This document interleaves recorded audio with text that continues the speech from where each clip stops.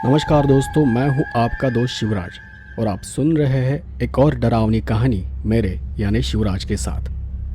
आज मैं आपके लिए एक अलग और डरावनी कहानी लेकर आया हूं। तो हमेशा की तरह बिना वक्त गवाए आज की कहानी शुरू करते हैं। मेरा नाम सागर है, मध्य प्रदेश से हूं और आज भी मैं डरा हुआ हूं जब मैं आपको ये कहानी सुना रहा हूं।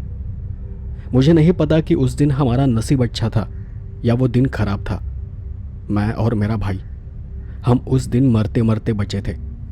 लेकिन उसके बाद भी अगले 6 महीने तक मेरे भाई ने बहुत कुछ सहा था। मैं यहाँ आपको मेरे कॉलेज और गांव का नाम तो नहीं बता पाऊंगा, पर मुझे यकीन है कि मेरे साथ घटी घटना आपको सच्चे डर का अनुभव कराने के लिए काफ़ी है। उन दिनों मैं और मेरा बड़ा भाई हम कॉलेज में पढ़ते थे। वो ग्रेजुएशन की पढ़ाई कर रहा था तो मैं उससे 2 साल पीछे था। अच्छी पढ़ाई के लिए मेरे भाई के कहने पर हमने उसी साल कॉलेज बदली किया था। वो कॉलेज गांव से करीब 150 किलोमीटर दूर था, इसलिए पिताजी ने हमारे रहने का इंतज़ाम वही करा था। हम दोनों भी कॉलेज से थोड़ी ही दूर एक रेंट हाउस में रहते थे। कॉलेज शुरू हुए बस कुछ 7-8 दिन हुए थे और हमारे कुछ दोस्त भी बन गए थे। भाई की एक दोस्त इसी कॉलेज में थी। वैसे वो हम दोनों की भी बेस्ट फ्रेंड थी, कादम्बरी नाम था उसका। उन शुरुआती दिनों में ज़्यादातर हम तीनों ही एक साथ रहते थे। कुछ 1 हफ्ते के बाद मैंने एक लड़की को भाई के साथ हंसते और बात करते हुए देखा। भाई ने मेरी उससे पहचान करा दी और मुझे बताया कि उसका नाम दिव्या है और वो आज ही नई नई कॉलेज में दाखिल हुई है। पहचान करा देने पर मैंने सिर्फ हल्का सा मुस्कुरा दिया, लेकिन वो लड़की सीधे मेरे गले लग गई और उसने भाई के भी गले लगते हुए कहा, चलो चलती हो, घर दूर है, पहुंचने में काफ़ी देर न हो जाए। और जाते जाते उसने भाई के गाल को भी छुआ। अब मैं हैरान था वो सब देखकर, और मेरा भाई 7वें आसमान पर था। मैंने उस लड़की के बारे में उससे पूछा तो उसने बताया कि उसकी भी आज ही उस लड़की के साथ जान पहचान हुई है। उस लड़की ने खुद उससे दोस्ती के लिए पूछा था। मैंने उस लड़की को जाते हुए देखा। उसने काले लाल रंग की ड्रेस पहन रखी थी, हाथ कलाई तक स्लीव से ढके हुए थे। गले में उसका स्कार्फ था जिससे गला भी ढका हुआ था। दिखने में इतनी ज़्यादा सुंदर तो नहीं थी, पर अच्छी खासी थी। कपड़ों से ठीक ठाक लगी मुझे, लेकिन स्वभाव से थोड़ा ज़्यादा फॉरवर्ड थी। हम शाम वापस अपने कमरे पर चले गए और फिर उन दोनों में बातें शुरू हो गई, जो कि मैं भाई को देखकर ही समझ सकता था। मैं उस पर ज़्यादा ध्यान नहीं दे रहा था, ऐसे भी वो मेरा बड़ा भाई था और मेरी कहा सुनने वाला था। लेकिन दूसरे दिन मैंने एक और चौंका देने वाली बात देखी। दूसरे दिन कॉलेज में पहुंचे तो मैंने देखा कि वो हमारी खास दोस्त कादम्बरी के साथ घुल मिलकर बातें कर रही थी। उन्हें देख लग रहा था मानो वो दोनों सालों से एक दूसरे को पहचानती हो। पता नहीं क्या सम्मोहन था उस लड़की में। मेरा स्वभाव पहले से ही थोड़ा खड़ूस था, तो मैं लोगों के साथ भी इतनी जल्दी घुलता मिलता नहीं था। ऐसा नहीं था कि उस लड़की ने मेरे साथ बात करने की, मुझसे फ्रैंक होने की कोशिश नहीं की थी। उसने वो भी कर कर देखा था, लेकिन मेरा स्वभाव ही ऐसा था कि मैं अपने काम से काम रखता था। वो जब 4 बार कहीं घूमने जाते थे तो मैं बस 1 आध बार उनके साथ चला जाता था। अब वो तीनों भी ज़्यादातर एक साथ दिखाई देने लगे थे, मेरा भाई नीरज, कादम्बरी और दिव्या। मेरी क्लास भी अलग थी तो मैं उनमें होता था, लेकिन कभी कभार। पहले पहले मुझे उसकी कुछ बातें अजीब लगती थी, जैसे कि वो हमेशा दुपट्टे से अपने गले को ढक कर रखती थी। कपड़े भी सभी एक जैसे और भड़कीले रंग के होते। दोनों हाथ कलाई तक हमेशा ढके रहते थे और उसका स्वभाव उसके पहचान से मेल नहीं खा रहा था। एक बार बातों बातों में भाई ने मुझे बताया कि वो गरीब घर की है और उसकी माँ को पसंद नहीं कि वो आधे अधूरे कपड़े पहने। धीरे धीरे मुझे भी उसके उस रूप की, बातचीत की और स्वभाव की आदत पड़ गई। मैंने उसके बारे में सोचना कम कर दिया। तब भी मैं इतना घुलता मिलता नहीं था, पर मेरे मन में उसके लिए थोड़ी सहानुभूति पैदा हो गई थी। ऐसे ही एक रोज़ की बात है, मुझे अच्छे से याद है कि उस दिन भर बारिश हो रही थी और दिव्या ने भाई को मैसेज किया कि उसके घर वाले घर पर नहीं है और वो हम सबको अपने घर बुला रही थी। हम यानी मैं, भाई और कादम्बरी। मैंने वक्त देखा तो रात के 11 बज रहे थे और मेरा भाई मुझे वहाँ जाने के लिए मना रहा था, पर मैं उसकी बातों पर ध्यान नहीं दे रहा था, उसे टाल रहा था। उसी बीच दिव्या ने भाई को लोकेशन भी भेजा। मैंने लोकेशन देखा तो उसका घर कहीं दूर दराज जगह पर था, हमारे लोकेशन से करीब 40 से 45 किलोमीटर दूर। अब भाई था कि मुझे अपने साथ चलने के लिए बार बार बोल रहा था, मुझे समझा रहा था, और मैं था कि मैं उसे ही समझा रहा था कि यह सही वक्त नहीं है।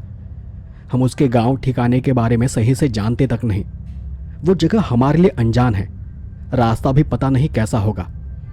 उसने कादम्बरी को भी फोन करके मनाने की कोशिश की, लेकिन इतनी रात को अंधेरे में अनजान जगह पर जाने के लिए उसने भी मना कर दिया। उस दिन दिन भर बहुत बारिश हुई थी और रात भर रुक रुक कर बारिश हो ही रही थी। भाई का मूड ऑफ हो गया। वो तो जाना चाहता था पर अकेले नहीं, और बारिश के कारण उसने आखिरकार जाने का प्लान कैंसिल कर दिया। तो दिव्या ने उसे मैसेज किया कि ठीक है, फिर किसी दिन घर खाने के लिए आ जाना, और तब मैंने उसे कहा कि ठीक है, हम चले जाएंगे। अब उन दिनों दिव्या रोज भाई को कुछ ना कुछ खाने के लिए देती थी। कभी कभी भाई के लिए महंगे गिफ्ट्स लेकर आती थी। मैं वो सब देख रहा था, पर कहीं ना कहीं कुछ गड़बड़ जरूर थी। मुझे उसकी कुछ कुछ बातें अब भी खटकती थी। कभी कभी वो जो चीज़ें हमें खाने के लिए देती थी उनकी टेस्ट बहुत ही अजीब लगती थी। उसने एक दो बार मुझे भी कुछ खाने को दिया था, लेकिन उन मीठी चीज़ों में भी मुझे एक अजीब कड़वाहट और एक बासीपन महसूस हुआ।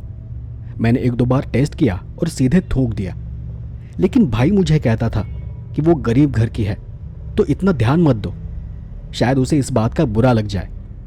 अब ये सब चल ही रहा था कि एक दिन मैंने एक और अजीब चीज़ को देखा। एक रोज़ हमेशा की तरह कॉलेज छूटने पर हम सब बातें करते कॉलेज से बाहर जा रहे थे। इस बीच किसी लड़के का दिव्या को धक्का लगा और उसकी स्लीव ऊपर खिसक गई। वो जब अपनी स्लीव ठीक कर रही थी तब मेरा ध्यान उसके हाथ पर गया। उसके हाथ पर जगह जगह कटने के निशान थे, काले गहरे निशान, पर उसने उन्हें जल्दी से ढक लिया। मैंने थोड़ा शक की नज़रों से उसके हाथ से नज़र उठाते हुए उसके चेहरे की तरफ देखा, और वो मुझे देख समझ गई कि मैंने उसके हाथ को देख लिया है। और उसी रात मुझे एक और कहानी सुनने को मिली, और वो भी हमेशा की तरह अपने भाई की ज़ुबान से, कि कुछ साल पहले उसका एक बॉयफ्रेंड था और वो बहुत ज़्यादा टॉक्सिक था, और उसी के चक्कर में उसने अपने हाथ का ये हाल कर दिया था। मैं भी उस बात को मान गया कि हुआ होगा ऐसा कुछ, और शायद पहले उसे ये सब बताने में शर्म आ रही होगी, और शायद इसीलिए भी वो अपने हाथ को छुपा कर रखती होगी। पर तब भी इन सब में कुछ तो अजीब था जो मैं समझ नहीं पा रहा था। जब कभी मैं उसके बारे में कुछ सोचता या मुझे उस पर कुछ शक होता तो हर बार मेरा भाई बिना पूछे अपने आप ही मुझे उसकी कोई कहानी सुनाता था, जैसे उसे पता हो कि मैं उसके बारे में क्या सोच रहा हूँ। अब इन सब बातों मुलाकातों को करीब 1-1.5 महीना गुजर चुका था।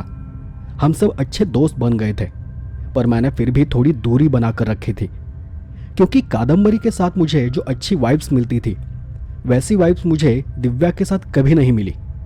लेकिन उसने भी वक्त वक्त पर अपनी बीमार भाई की, गरीब माँ की और घर के हालात के बारे में बात कर हमारी सहानुभूति प्राप्त कर ली थी। और ऐसे करते करते आखिरकार वो दिन आ गया जिस दिन हमने वो भयानक अनुभव किया था। उस दिन हमारे कॉलेज को छुट्टी थी, दोपहर का वक्त हो रहा था, और तब दिव्या ने भाई को फ़ोन करके उसे अपने घर आने के लिए कहा। उस दिन बारिश भी नहीं थी, दिन का समय था, तो मैं उसे मना नहीं कर सका। जब हमने कादम्बरी से आने के लिए पूछा तो उसने बताया कि वो कहीं बाहर गई है और उसे आने में देर हो जाएगी, इसलिए फिर हम दोनों ही बाइक लेकर दिव्या के घर जाने निकल पड़े। हम जब ये प्लान कर ही रहे थे और उसकी घर की लोकेशन को मैप पर देख रहे थे, उसी समय दिव्या का दोबारा फ़ोन आया और उसने भाई को कहा कि बाहर से कुछ भी खाकर मत आना, घर में माँ ने तुम्हारे लिए खाना बना कर रखा है। अब इसमें शक वाली कोई बात नहीं थी, लेकिन फिर भी मुझे उसके खाने का टेस्ट पता था, इसलिए मैंने भाई से कहा कि तुम ही खा लेना, मैं उन्हें बता दूंगा कि मेरा उपवास है। अब हमें घर ढूंढने में थोड़ी तकलीफ ज़रूर हुई, क्योंकि दिव्या ने जो लोकेशन भेजा था मैप पर वहाँ कोई भी घर नज़र नहीं आ रहा था। पर फिर भी हम उससे पूछते हुए, मैप पर रास्ता ढूंढते हुए भरी दोपहर को उनके घर तक जा पहुँचे। वो घर सच में बहुत दूर दराज जगह पर था। आसपास दूसरा कोई मकान, कोई दुकान भी नहीं थी, सब कुछ सुनसान और शांत था। घर आसपास के गांव से अलग और बहुत दूर था। ऐसा भी नहीं था कि घर किसी रास्ते पर है, वो तो मेन रास्ते से भी 1-2 किलोमीटर अंदर ही था। घर के पास मोबाइल को रेंज भी नहीं थी और नहीं मोबाइल कुछ काम कर रहा था। उस जमाने में गांव इलाकों में तो इतने टावर भी नहीं हुआ करते थे, इसलिए हमने उस बात पर इतना ध्यान नहीं दिया। लेकिन वो घर पुराना था, किसी खंडहर जैसा। दीवारों का प्लास्टर उखड़ा और खराब था। अब जैसे ही हम वहां पहुंचे तो उस घर को देख मुझे यकीन नहीं हो रहा था कि क्या सच में दिव्या यहां रहती है। लेकिन हमारे वहां पहुंचते ही दिव्या अपने आप ही घर की चौखट में आकर खड़ी हो गई। हम दोनों भी उसे देख चौखट तक चले गए और घर के अंदर कदम रखने ही वाले थे कि दिव्या के पीछे से हमें एक आवाज आई। उसकी माँ ने पीछे से हमें कहा, दाया नहीं, बाया पैर पहले घर के अंदर रखना। उसकी बात सुनकर मैं वहीं पर रुक गया। मैंने अंदर झांक कर देखा तो घर में पूरा अंधेरा था। थोड़ी बहुत रोशनी थी लेकिन वो भी ना के बराबर थी। उसकी माँ को देखा तो जहां दिव्या 5 फीट से ऊपर थी वहीं उसकी माँ 3.5-4 फीट की लग रही थी। वहां अंधेरे में मुझे उसकी हाइट दिखाई दे रही थी पर उसका चेहरा नहीं। उन्होंने फिर हमें कहा कि वो घर के अंदर पूजा कर रही है और ये हमारा रिवाज है कि घर के देवताओं को प्रसन्न करने के लिए हम दाएं पैर से कभी भी घर में प्रवेश नहीं करते हैं। मेरे लिए वो एक और अजीब बात थी, लेकिन भाई उनकी बात मान गया और बायां पैर अंदर रखकर घर के अंदर चला गया। उसकी माँ ने हम दोनों को तिलक लगाया और हमारा स्वागत किया। थोड़ी बहुत पूछताछ की कि कैसा रहा सफ़र, कोई तकलीफ हुई या नहीं, वगैरह वगैरह। और आखिर में खाने के बारे में पूछा, पर मैंने उसका कोई जवाब नहीं दिया क्योंकि घर में कदम रखते ही मुझे बहुत ही ज़्यादा निगेटिव फीलिंग आने लगी थी। एक तो घर में बहुत अंधेरा था, सारी खिड़कियां बंद थी, घर पर जगह जगह पर पर्दे लगे हुए थे और एक अजीब बदबू, एक अजीब गंध आ रही थी। मुझे तो अंदर जाते ही थोड़ा उल्टी जैसा हुआ। इस बार भी दिव्या ने बिना पूछे ही कहा, वो मेरा छोटा भाई बीमार है, वो रोशनी को देख घबरा जाता है, इसलिए हमें घर में हमेशा अंधेरा रखना पड़ता है। अब मुझे उसके भाई की बीमारी की कहानी तो पता थी, लेकिन वो हिल नहीं पाता ये बात मालूम नहीं थी। मैंने वहीं एक कोने में गौर से देखा, वहां हमारी ही उम्र का कोई लड़का चादर ओढ़े हुए लेटा पड़ा था। अब मेरा वहां दम घुटने लगा था तो दिव्या ने फिर कहा, चलो हम ऊपर चलते हैं, टेरिस पर। तब दिव्या की माँ ने भी हमसे कहा, मैं तब तक पूजा पूरी कर लेती हूँ, भगवान को प्रसाद चढ़ाती हूँ, फिर हम खाने के लिए बैठ जाएंगे। और तब दिव्या मेरे हाथ को पकड़कर ऊपर टेरिस पर जाने लगी। मेरा भाई भी हमारे पीछे पीछे आ रहा था तो दिव्या ने उसे तुरंत वहीं रोक दिया और उसे नीचे माँ के साथ कुछ देर रुकने के लिए कहा। दिव्या की बात सुनकर वो भी रुक गया। पता नहीं कैसा जादू था उसकी बातों में। अब मेरा दम घुटने लगा था, इसलिए मैं जल्दी से ऊपर चला गया। ऊपर गया तो एक और अजीब नज़ारा मुझे देखने को मिला। ऊपर जो भी कपड़े सूख रहे थे वो ज़्यादातर काले रंग के थे। वहीं आसपास छोटे बड़े 15 से 20 गमले थे और सभी गमलों के पौधे सूखे हुए थे, कुछ कुछ मर रहे थे। और मैंने महसूस किया कि वहाँ की हर चीज़ वहाँ की नेगेटिव एनर्जी को दर्शा रही है। मैंने कुछ गहरी सांस ली पर फिर भी कुछ अच्छा नहीं लगा। वहाँ खुली जगह पर होने के बाद भी मुझे अजीब ही लग रहा था। मैंने देखा कि दिव्या ने वहाँ एक गमले के पास जाकर एक अधमरे पौधे को उखाड़कर तोड़ दिया और तब मैंने उसके हाथ पर काटने के, छिलने के निशान देखे। वो बहुत सारे थे। उसकी गर्दन पर भी कुछ अजीबोगरीब निशान बने थे। अब वो सब देख मुझे और अजीब लगा। मुझसे वहाँ रुका ही नहीं गया। मैं वापस नीचे जाने लगा तो दिव्या ने मुझे बोला कि रुको, कहाँ जा रहे हो? लेकिन मैंने बिना कोई जवाब दिए वो पुरानी खराब सीढ़ियाँ उतरकर उस खंडर जैसे घर में चला गया। नीचे उतरा तो वहाँ उस कमरे में मेरा भाई नहीं था। वहीं पास ही एक दूसरे कमरे से मुझे लाल पीली रोशनी दिखाई दे रही थी और मैं सीधे उस कमरे के अंदर घुस गया। वहां घुसते ही एक तरह की कड़वी हवा को मैंने महसूस किया। पूरे मुंह में एक कड़वाहट सी फैल गई और मैंने देखा कि मेरा भाई वहीं एक बड़े से दिए के पास एक पत्थर को पैर लगाकर बैठा हुआ है। वहीं उसके पास दीवार को लगकर किसी भगवान की तस्वीर रखी है। पता नहीं कौन सा भगवान था वो। और वो नाटी सी औरत यानी दिव्या की माँ वहाँ बैठे मेरे भाई को कुछ कर रही थी। मुझे वहाँ खड़ा देख उसने बड़े आराम से मुझे कहा, आओ बैठो यहाँ, पूजा बस खत्म होने वाली है। मुझे कुछ सूझा ही नहीं। मैं सीधे वहाँ गया और अपने भाई के हाथ को पकड़कर खींचने लगा, उसे उठाने लगा कि भाई चल यहाँ से, मेरी तबीयत ठीक नहीं है, मुझे वापस घर जाना है। पर मेरा भाई ऐसे बैठा रहा जैसे उसमें कोई जान न हो। पता नहीं वो किस अवस्था में चला गया था, हिप्नोटाइज था या बेहोश था। और तभी उस औरत ने मेरे हाथ को पकड़ा। अरे क्या हुआ? बस 2 मिनट की बात है, सब ठीक हो जाएगा, थोड़ा सब्र करो। और उसका स्पर्श मुझे अजीब लगा, बहुत अजीब। तब दिव्या भी उस कमरे के अंदर आ गई और मुझे समझाने लगी। इसी बीच उसकी माँ उठकर खड़ी हो गई और उसने मुझे जाते हुए कहा, बस 2 मिनट यही रुको, पूजा बस खत्म होने वाली है। और मैं उसे चिल्ला रहा था, हमें कोई पूजा नहीं करनी है, हमें बस जाने दो यहाँ से। लेकिन वो औरत सीधे वहां से बाहर चली गई और अपने बेटे को गोद में उठाकर वापस अंदर आ गई। अंदर का वातावरण इतना अजीब था कि मेरी आंखों पर धुंध छाने लगी थी। पर मैंने जो देखा उस पर मुझे यकीन ही नहीं हो रहा था कि कैसे कोई एक नाटी सी औरत अपने से बड़े बेटे को इतने आराम से उठाकर ला सकती है। वो तो हमारे जितना बड़ा था। और दिव्या की माँ अपने बेटे को, या वो जो कोई था, उसे इस तरह उठाकर लाई थी जैसे वो कोई नन्हा बच्चा हो। और उसे वहां लाकर उसने पत्थर के पास खड़ा कर दिया। वो लड़का दिखने में मंद पागल जैसा लग रहा था, बार बार अजीब हरकतें कर रहा था, टेढ़े मुंह बना रहा था, कभी हंस रहा था तो कभी कुछ पागलों जैसी हरकतें कर रहा था। मैं समझ गया था कि यह लड़का एबनॉर्मल है, कोई पागल जैसा है।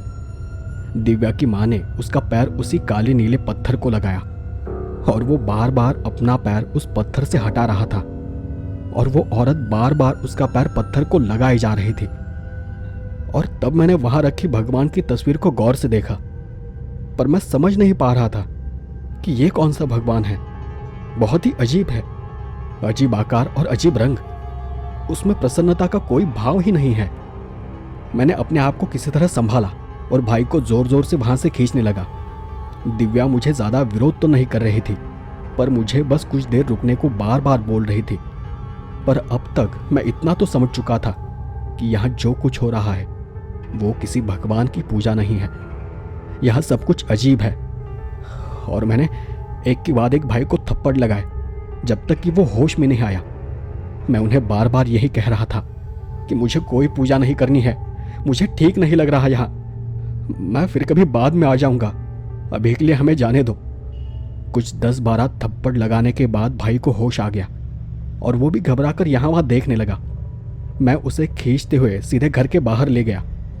दिव्या ने, उसकी माँ ने मुझे रोकने की थोड़ी बहुत कोशिश की, पर मैं भगवान का नाम लेते हुए वहां से बाहर निकल पड़ा। घर से बाहर जाते ही भाई को और थोड़ा होश आ गया और वो ऐसे देखने लगा कि उसे कुछ पता ही न हो कि उसके साथ वहां क्या हो रहा था।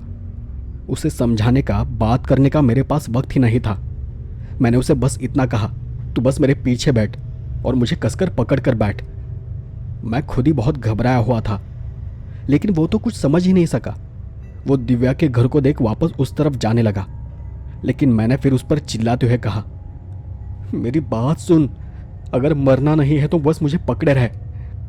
और फिर हम किसी तरह बाइक लेकर वहां से निकल गए। मैंने एक बार भी पीछे मुड़कर नहीं देखा कि दिव्या या फिर उसकी माँ हमारे पीछे है भी या नहीं। वहां से थोड़ी दूर जाकर मैंने अपनी माँ को फ़ोन किया। मैं बहुत घबराया हुआ था, मुझे तो समझ ही नहीं आ रहा था कि हमारे साथ वो क्या हो रहा था। मैंने माँ को वो पूरी घटना जल्दी जल्दी में बताई तो माँ ने मुझे कहा कि पास से किसी मंदिर में चले जाओ, अगर कोई हनुमान जी का मंदिर होगा तो अच्छा होगा, और वहां जाकर पुजारी जी को बताओ जो भी तुम्हारे साथ हुआ है। मैंने ठीक वैसा ही किया जैसा कि माँ ने कहा था। वहीं हम ढूंढते हुए एक मंदिर तक चले गए और मंदिर के पुजारी जी को मैंने वो सारी घटना बताई। उन्होंने हमें हनुमान जी के पैर पड़ने के लिए कहा, उनका आशीर्वाद लेने के लिए कहा और फिर सुरक्षा के लिए हाथ में बांधने के लिए एक धागा दिया। उसके बाद हमें काफ़ी कुछ अच्छा महसूस होने लगा और उन्होंने हमें वहाँ से सीधे अपने घर जाने को कहा। वहाँ से निकलते ही मैंने बाइक की टंकी फुल कर दी और बाइक से ही करीब 150 किलोमीटर का सफ़र कर हम उसी रात हमारे घर चले गए। घर जाने से पहले मैंने कादम्बरी को भी फ़ोन किया था तो उसने बताया कि दिव्या उसे रात में उसके घर रुकने के लिए बुला रही थी। मैंने उसे कहा कि कुछ भी हो जाए लेकिन उसके साथ कहीं मत जाना, उससे बात भी मत करना, कहीं दिखे तो वहाँ से दूर चले जाना, या फिर एक काम करो, तुम अभी के अभी अपने घर चली जाओ, जब तक कि मैं तुम्हें वापस फ़ोन नहीं करता। वो तब मुझे हड़बड़ाकर पूछने लगी कि क्या हुआ है, पागलों जैसी बातें क्यों कर रहे हो। तो मैंने बस उसे इतना कहा कि सब कुछ बताने के लिए इतना वक्त नहीं है, और बोला कि अगर तुम्हें मरना नहीं है तो बस वहाँ से भाग जाओ। मैं तुम्हें कल आराम से फ़ोन करता हूँ और सब बताता हूँ कि हमारे साथ क्या हुआ है। अब उसे थोड़ा यकीन हुआ और उसने कहा कि मैं आज ही अपने घर चली जाऊंगी। घर जाने पर मैंने घर वालों को हमारे साथ घटी वो सारी घटना बताई, उस लड़की की, उसकी माँ की और उसके भाई की बीमारी के बारे में सब कुछ बता दिया। घर वालों ने हम दोनों की फिर से शुद्धि की, हमारे लिए भगवान से प्रार्थना की। उसी वक्त वो हमें आसपास के सभी मंदिरों में लेकर चले गए। उन्होंने वो सब कुछ किया जो वो कर सकते थे और हमें भी अच्छा लगने लगा था। हम दोनों भी अगले कुछ दिनों तक कॉलेज भी नहीं गए थे। अब ये यहीं पर खत्म नहीं हुआ था। कुछ ही दिनों में हमें दिखाई दिया कि भाई अचानक शांत शांत सा रहने लगा था और वो हमेशा चुपचाप रहता था। कहीं बैठ जाता तो किसी मुर्दे जैसा पड़ा रहता था। खाने पीने का, कुछ करने का उसे कोई भी होश नहीं था और मुझे उस लड़के के सारे लक्षण मेरे भाई में नजर आ रहे थे। अब मैंने घर वालों को पहले ही उस लड़के के बारे में बता दिया था, इसलिए घर वालों ने उसे आसपास कई जानकार लोगों को दिखाया। उसी बीच हमने उस लड़की ने दिए सारे गिफ्ट, सारे कपड़े तक जला दिए। वो सब कुछ नष्ट कर दिया जो जो उसने भाई को दिया था। कई उपाय किए, कई रास्ते देखे, पर भाई की हालत वैसी की वैसी रही।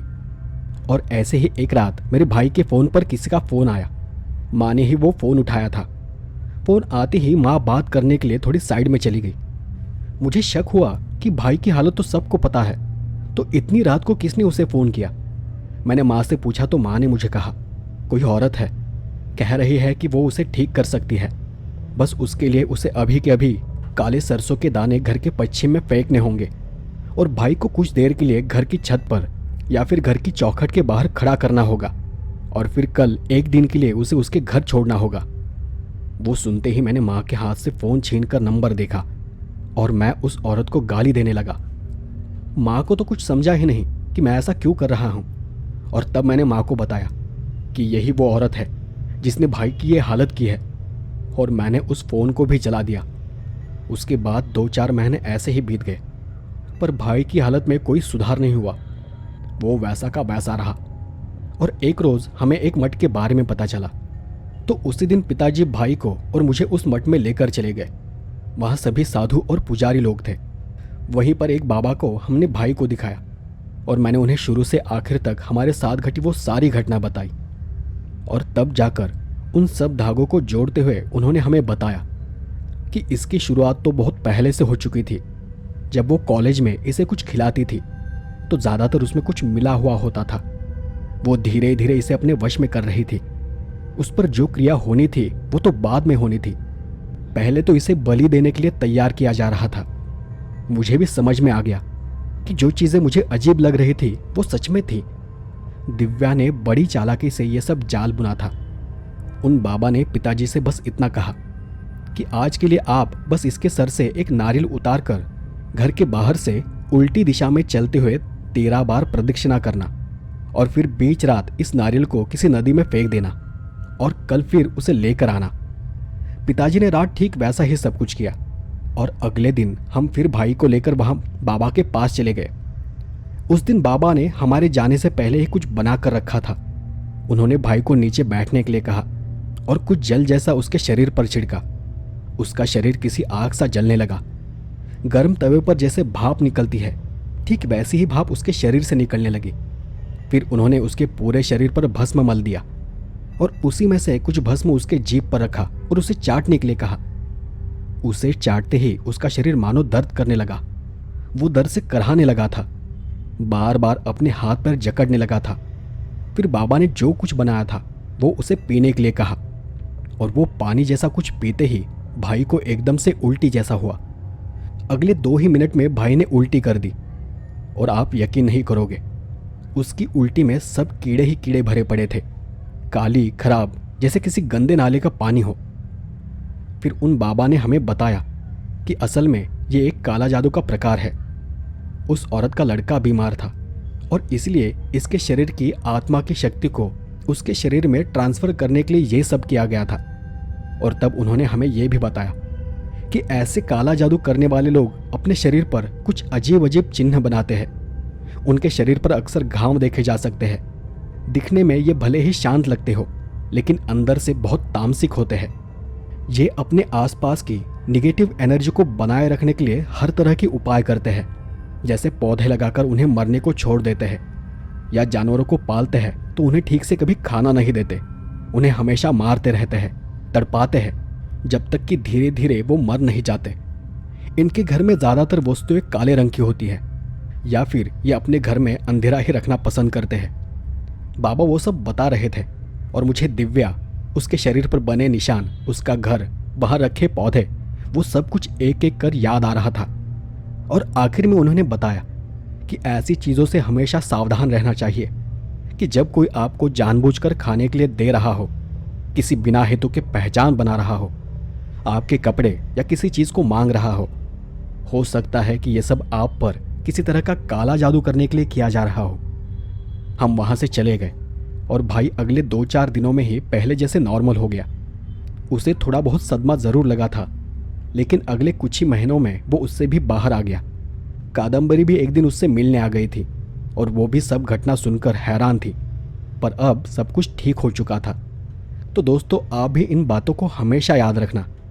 जहाँ भी आपको कोई कुछ खाने को दे, बेवजह आपसे पहचान बनाने की कोशिश करे या बार बार आपके नज़दीक आने की कोशिश करे, तो शायद ये आपके लिए कुछ बुरा हो सकता है। तो दोस्तों, ये थी आज की कहानी। आपको यह आज की कहानी कैसी लगी मुझे कमेंट कर ज़रूर बताएं। आज के लिए बस इतना ही। मिलते हैं अगले एपिसोड में ऐसी ही किसी डरावनी कहानी के साथ। तब तक के लिए धन्यवाद।